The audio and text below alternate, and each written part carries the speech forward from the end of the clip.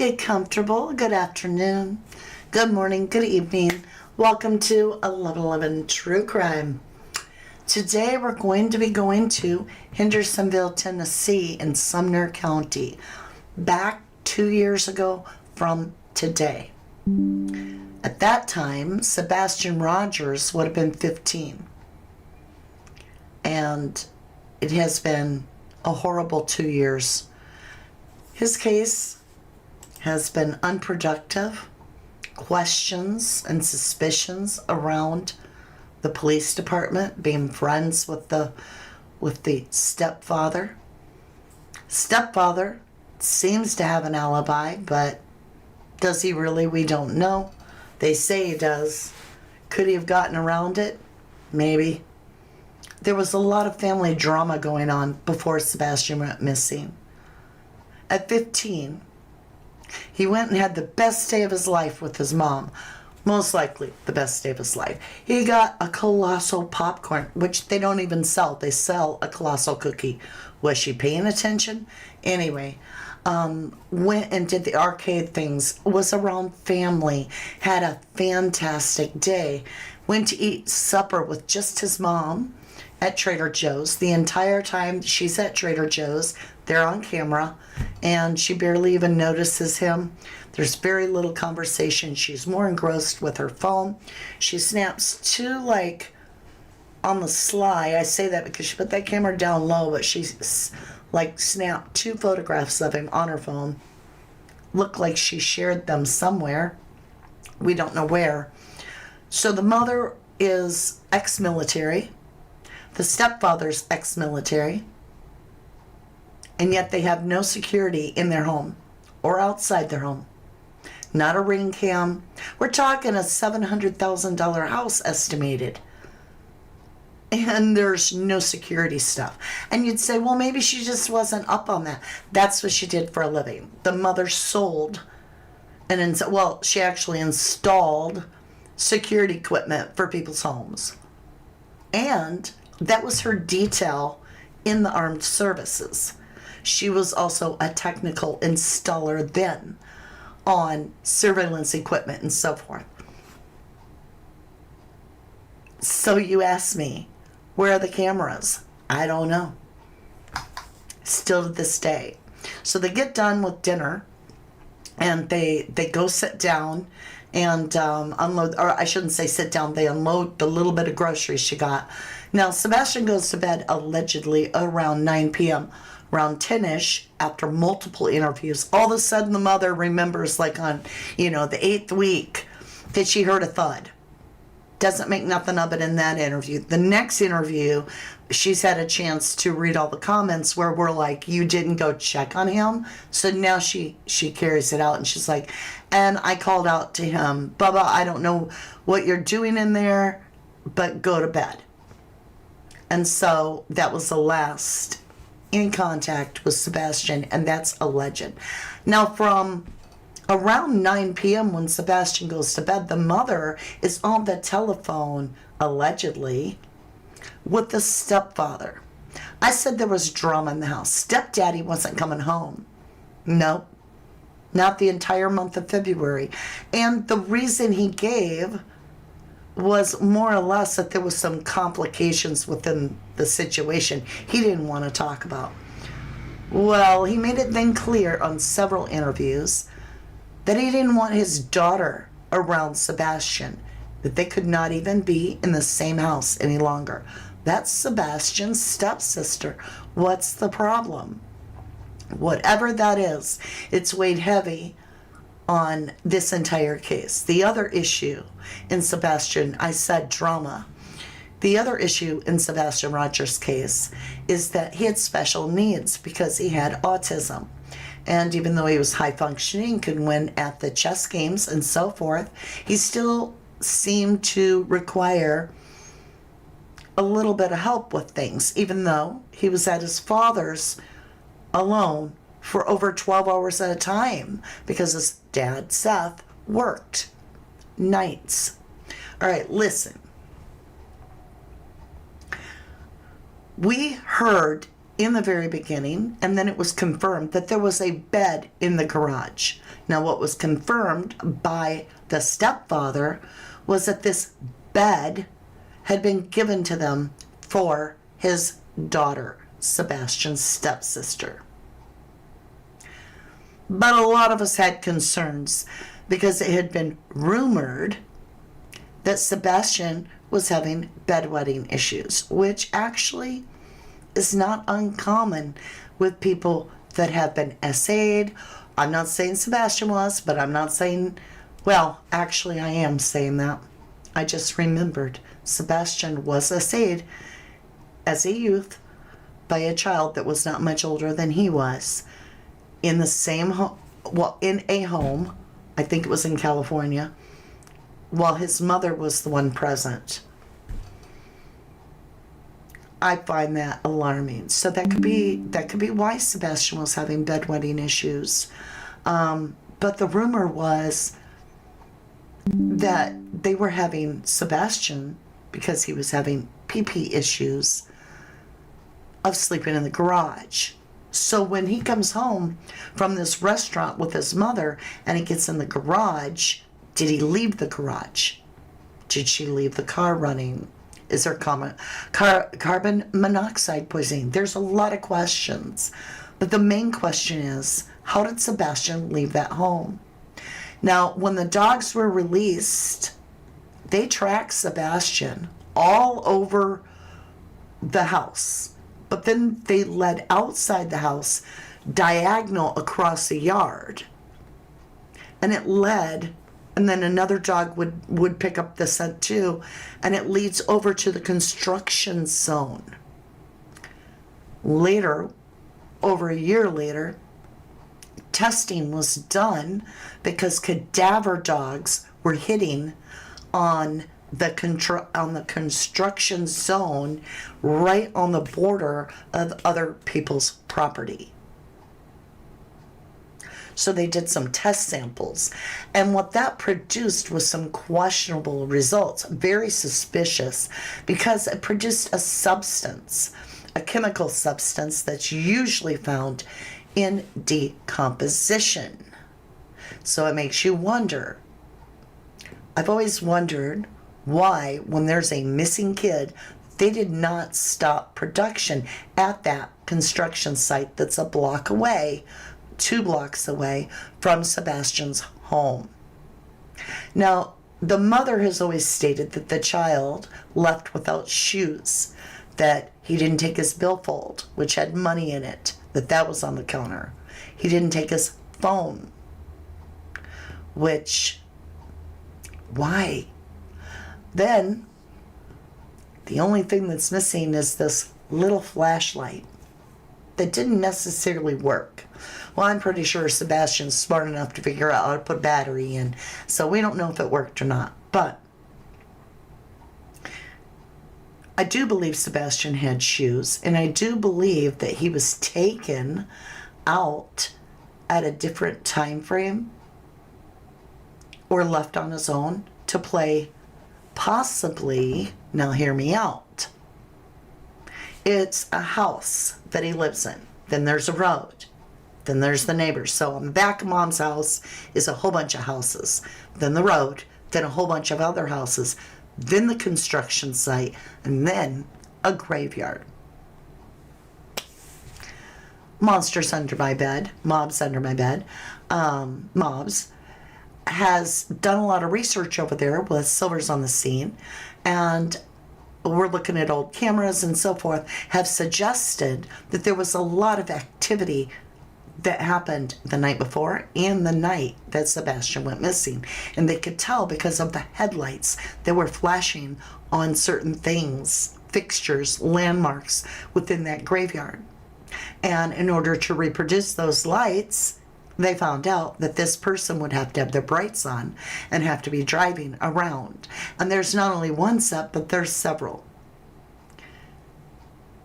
Could Sebastian have been tricked to play ghost in the graveyard, in a literal graveyard, but then not be the real deal? So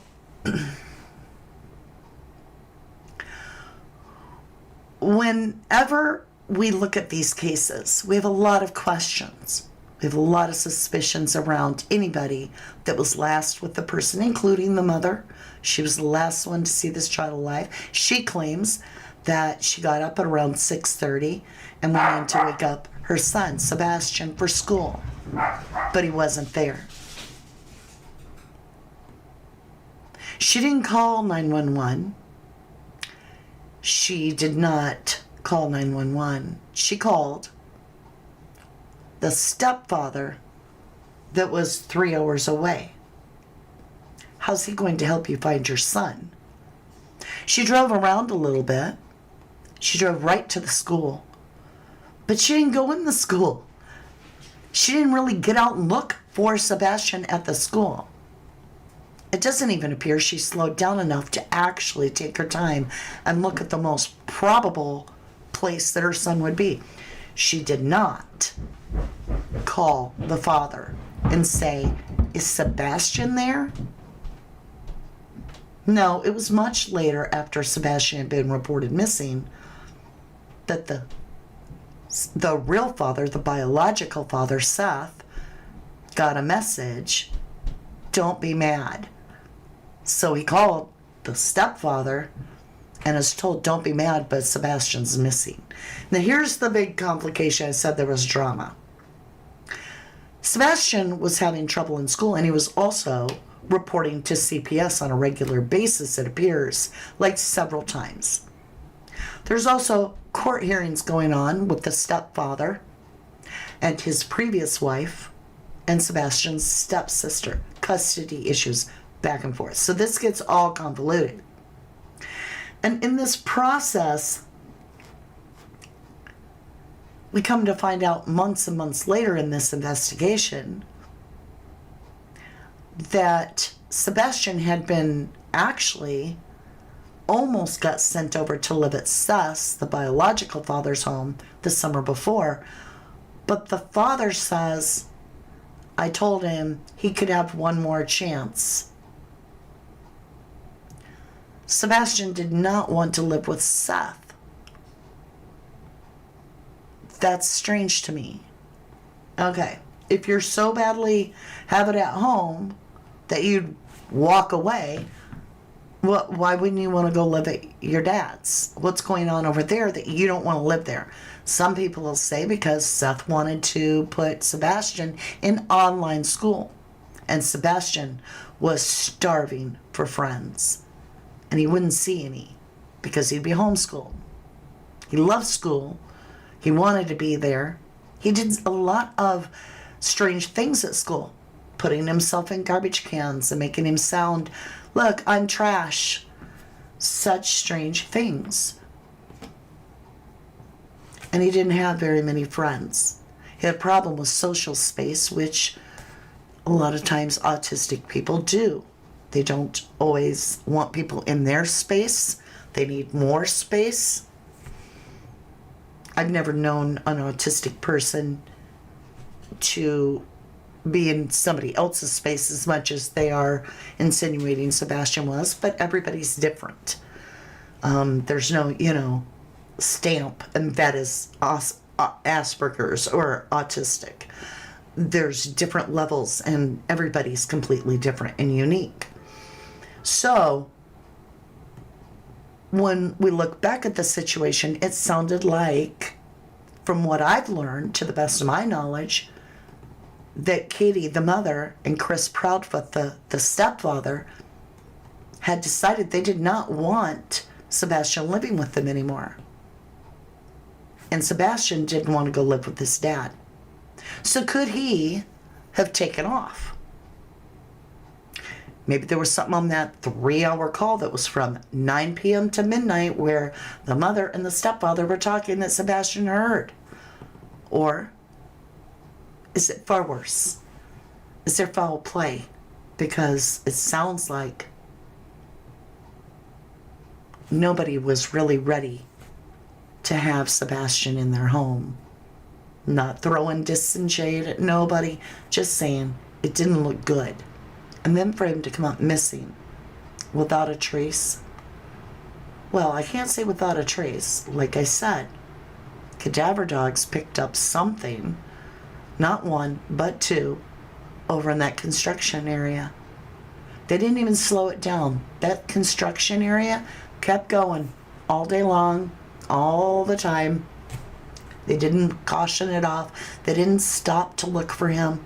And what we have found out is disturbing. And you can't say, well, that wouldn't happen, because Caleb Harris is proof that it very well could happen. Did Sebastian sneak out of the house to go play Ghost in the Graveyard, cutting through the shortcut of the construction site? Because there were large, open manholes. Not one, but several.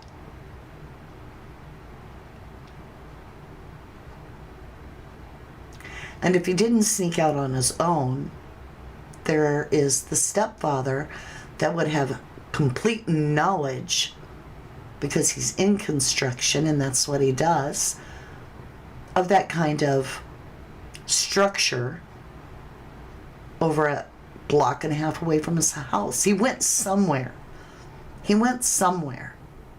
Cadaver dogs are hitting in the area. So what are your thoughts?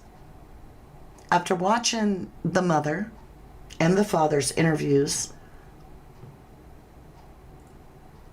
what are your thoughts? All right, I'm going to come over. I want to say hello to our beautiful live audience, as well as to you at home that are on replay. I appreciate you guys so much. I get that little report from YouTube, and it says, that you're pushing this channel through the roof, and I'm just always blown away. I'm so thankful and grateful for all your support, your likes, your subscriptions, members as well. Remember, subscription is free to you. If you click I subscribe, it's just letting everybody know that you want to know when I go live again. So that's fantastic, and thank you. So today is the 2-year mark, you guys. Nikki, you're talking about the deck party last night. I want to say a special thank you to Nikki UK, who gave me a very nice snooper chat on PayPal this morning. Thank you, lovely. Liam says, gutted as I wanted to train my earrings in. Let me see somebody that's into the case a little bit here. And maybe you want to put a heart or the word post in front, so I'm not grabbing random chat. Jennyfield, was the construction site ever searched? Good. So think about this. Max the dog dove into the retaining pond. They drained it. There was nothing there. But could Sebastian have wandered through that, maybe splashed around in it, and then accidentally fell into a manhole? Linda Beatty, in my opinion, that's a great way to cue me up. I always love sharing your opinion, because not only are the victims the voiceless, but so are you, unless we give you the platform to be able to say your piece. So in my opinion, says Linda, in your opinion, I think he's in the backyard. I don't know that he could be, to be honest, because they did have searchers all over. And if he's in the backyard, there would have been a missing, there would have been disturbed ground. Also, they went back many times for searches, and cadaver dogs were brought back within days and even later, and they never hit on that. So I would find that very hard. But if you're saying in the backyard, meaning somewhere in those blocks, I feel highly likely that construction site is very imperative to the investigation. You are welcome, Mama. Thank you, Nikki. One way not to get your comment pinned is your icon. I know, Jennyville, it's an awful thought. A manhole. Think about Caleb Harris. For those of you that aren't familiar, this was a young man that went outside his apartment with a puppy and so forth, and then he went walking at night into a little field, and there was an open manhole, and it wasn't discovered for months, and it was just a random person that's like doing their own sleuthing and did a TikTok, and they were like, look at this manhole. Look how it's just wide open and all the tall grass around it. You wouldn't even see it. And Caleb, he could have come out here at night and been like in the hole. And we all went, that's so strange, because at the same time, Chris over there at Mobs, right? Monsters Under My Bed, was doing the entire blueprint of like how the waterway systems and the sewers were real close and all this, and then it broke. They found Caleb Harris his body had been pushed through the system and was in the water holding tank at the waste station for a long time. They would not have found all this. They would not have understood all this if they hadn't realized what happened. Oh my God. So to think about that construction site being where all the dogs are tracking, whether they're live or they're decay. Okay, so there's this line in the sand, if you will, at that construction zone. Like the live scent dogs track Sebastian there. But then at a certain point, they're like, where'd he go? And lost the scent. But then the cadaver dogs like pick up right around that same area. Like you could see the person like, that far away. The cadaver dogs, sorry I hit the mic, are over here and they're alerting. I say cadaver dogs, two different occasions hit on the same area. Cadaver dogs. They do the sand test. They come up with that weird chemical that may suggest decomposition. If Sebastian got into one of those manholes and drowned, okay, it could explain why the live dogs track him there, the scent dogs, but then the cadaver dogs pick up over here. Because I'm not trying to be too graphic, but we are in true crime. As his body decomposed, it would leach where the water leaches, which would be in all that area. And so the cadaver dogs would be picking up right around here, but on the surface. Now remember, cadaver dogs can smell through dirt, okay? So if there's tunnels and piping and so forth for the waterways, I'm just suggesting. I want to do a reading today. Linda Beatty, there is a faded grass area and it didn't it test positive to chemicals? Yes.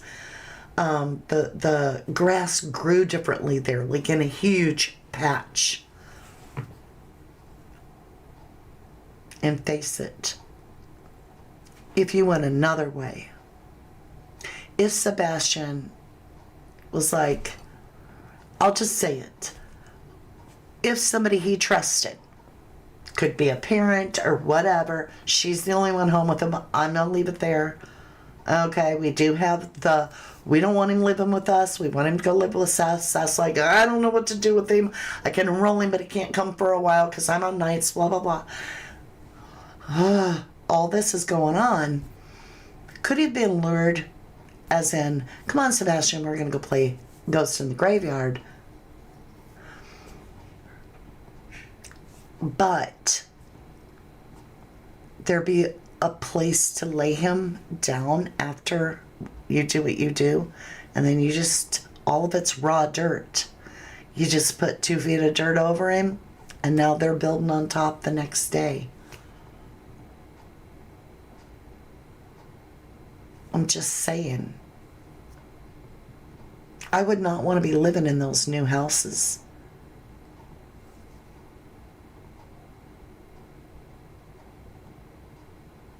And if they did do that, they sure the hell weren't going to bury him with his shoes where a metal detector could pick up some part of the shoe.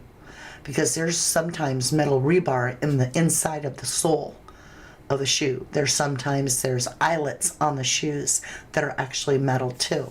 I'm just saying. Casey says, why would she take photos without his knowledge? Seems sinister. It was weird. Like, don't you normally want somebody to look at the camera and be like, hey, say cheese, cheese? No, you just wait till and slyly pull the camera out. Be like,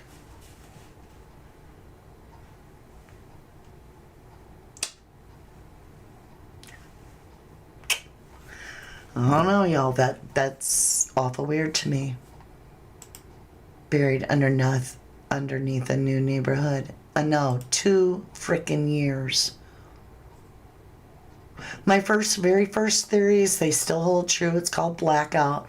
It talks about how that they would have lured Sebastian over to the construction site near there and put him in a car to take him away. And I included the Stinky Socks family, including step-grandma, in helping to take him over to the stepfather, who would then get rid of him in the Mississippi River, where it's full of alligators. In that theory, I suggested that when Sebastian got in the car, they told him, we need your shoes, please, so that they could claim he never left the house because he doesn't like to go outside barefoot, that they know of. And that, why are his shoes here? But what they may have done is they may have purposely misled the search dogs by swishing out the plastic bag that they have the shoes in, or something like that.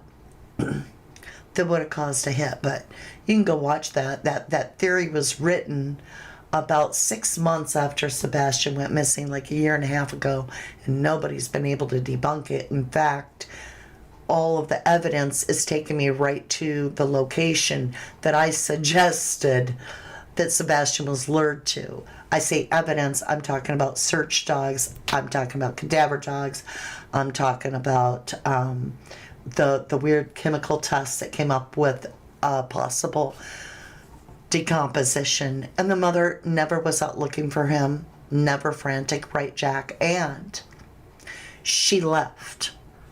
She was the first parent I'd ever seen just be like, kids go on, I'm out of here. Yeah, it's been a week or two and Sebastian's not home, so I'm going to leave. And when they went, when the mother and the stepfather got interviewed by Nancy Grace found that strange too. She's like, giving her the 3rd degree. Why did you leave? I understood that you left the home where your son went missing. She's like, yeah. Remember, she was all like, yes, I did. And then she's like, can you tell us why you would leave the home where your son went missing? She's like, well, it was because of his work. Well, at that time, we had just got done listening to everybody tell us, well, I'll say Chris told us, the stepfather, that he didn't have no work. He was waiting on to get work. So none of that made sense. So when she left and she just evaporated from the scene early on, we all were like, she left? What? What mother is going to leave? What if your son did run away, which is what you've been telling us, and they find him, and now they got to wait for you to come back from another state? You feel me? She knows exactly what she did, in your opinion. Thank you, Linda. Casey, if it was my child that went missing, I would never stop. Nikki K says some people should never have kids. Nikki says, Casey, because you are a good parent, unlike Sebastian's mom and stepdad, in your opinion? Thank you. They got rid of him, says Casey. Makes you wonder. Alaskan Wolf Mom says, how do I? How do you what, lovely? Hey, Marky Mark. Good to see ya. Haven't seen you in a while. Welcome back, lovely. Your thoughts, too? Linda Bailey says, a recent interview with her, she has the biggest smile and I found it inappropriate. Well, we're at the 2-year mark and you will have went through some grieving process, naturally. But even Brandy, when she would talk about baking cookies with Michael, would get a little swoon by the memory. So I can't judge her for smiling while she's having good memories with Sebastian. But I can say that her interview, it looks so rehearsed now. Jennyville makes no sense to say he ran away and then leave the house as a parent, in your opinion. I do agree with that. CJK, absolutely, he could have been lured. Something got him to go outside. How do I chat with you privately? Alaskan Wolfmon, you can't chat privately here. Jenny, I wish he might have got help. Bless it. I do too. So I've done readings on Sebastian.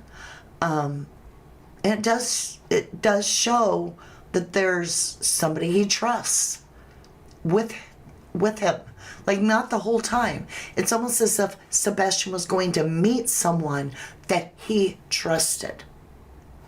So what we're going to do today is I'm going to pull cards that, now keep in mind, it's been a long time since I pulled cards on Sebastian. I've got newer cards that give me a lot better of not just the tarot, but better cards with true crime intent. So it'll give me a better understanding, I believe, of what could have really happened. So what I want to do, I got to get some lotion. I was doing dishes before this and my hands. Okay, you guys. Woo! I just threw it. I'll do my little sponsorship now that I've got lotion on my hand. This is Jersey Girls Artisan Lotion. It's raw cow's milk, and I sell in my shop. This is the peppermint lavender. The shop is at 1111. You heard me, 1111. And it is Dex.com. So 1111dex.com. And yes, I bathe in my lotion. I don't just put it on the hands. But you don't need that much of it. I use quite a bit because I cover my whole body with it, right? But I want to understand more about the sequence of events that led up to the disappearance. Like, I want the whole day. I want the day before. I want to understand the family dynamics because I do feel intuitively, and I know feelings don't always matter in true crime because really it's about the hardcore evidence to find someone. But that being said, I have always felt like I can't shake, like my spidey senses are going off, that family dynamic of not allowing the stepdaughter and Sebastian in the home at the same time, that's strange. Being alone with only the mother and the child disappears. Something's wild there. And I feel like the cards are going to reveal a lot more of the story, and I'll be able to share that with you. But I do have a lot of concerns about that construction zone, so I will be asking questions. Now, after the read, I will hand it over to our subscribers, so you don't have to just be a private eye today. You can just be a Sebastian supporter. Now, Sebastian has his own team We're all Team Sebastian. There are no armies over here. We don't do armies. We do teams. And we're all on Sebastian's team. Everybody. We're not for Katie. We're not for Chris. We're not for Seth. We're not against them. We're just focused on Sebastian. However, whatever the cards reveal, I'm going to let you do the interpretation. But then, even though I'm a fantastic tarot reader, which I am, you guys asked a lot better questions. And so I'm going to hand it over to the subscribers and let you guys do your thing on the next live after this one. So we have 3 today. CJK says she was getting death threats and then she left for a week. Wasn't a relative there in the home. I believe that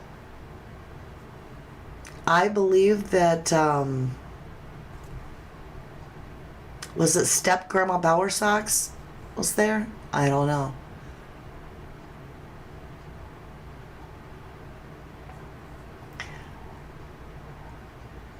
Marky says, hi, Mama. Mom's not going to get through this lot cancer. So been spending a lot of time with her. Because you know you don't get that time back. Not sure how long she has left. Well, bless your heart, Marky. Send your mom a ton of loving, healing energy just to get through it. And that comes from all of us, I'm sure. Casey, your daughter, my adult daughter passed in 2022. Still get emotional constantly. And you don't have to explain why you get emotional. That's understandable. I'm sorry you lost your daughter. Not weird, my grads don't like it, so I sneak pics of them.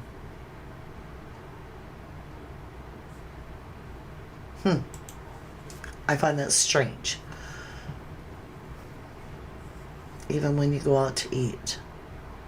Seems strange to me. Just calling it like it is. Jennyville Markey, not sure you saw my okay. It doesn't make sense, says Casey. We are the voice for the voiceless, Jennifer. We truly are.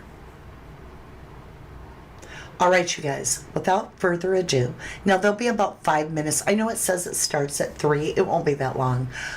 Basically, I just have to switch the setup a little bit to incorporate my other camera. And we're going to jump over and pull some cards on Sebastian. It's been 2 years, and we don't have anything. Nothing, really. And I want to see what more we can learn. You know, over the years, I've learned a lot more about understanding what tools are available to us to be able to do readings, pendulum readings, also dowsing rods I do. And in that, we gain more experience in our knowledge.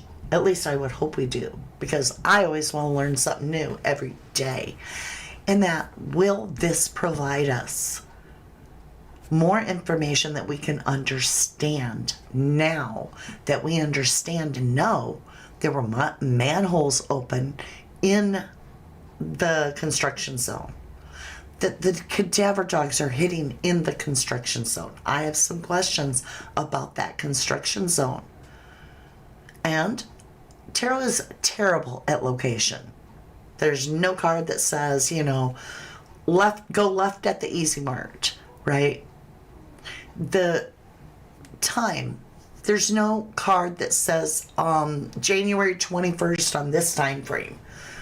But what it is amazing at is giving the sequence of events and how they went, because it tells how the energies moved and interacted and what the feelings were at the time. And so you can get the story, you can get the flow of the story. And I want to share that with you. So you guys, without further ado, we're going to do that time warp over. Now, if tarot reading is not your thing, just skip this step. No need to carry on. I will be back very, very soon. And I look forward to spending my time with you. All right, lovelies, for all of you that are still here and wanting to do the time warp, there'll be about a 5-minute little time frame where I switch my camera over. And I love you all to the moon and back. I thank you for the subbing and the liking and after the live is done on Replay Crew, you got that hype. I want to just say I love you all so very, very much. Pray for Sebastian Rogers. I love you guys. Bye for now. From the dust I was born, to the dirt I shall return. When my eyes are closed, in the shadows, my enemy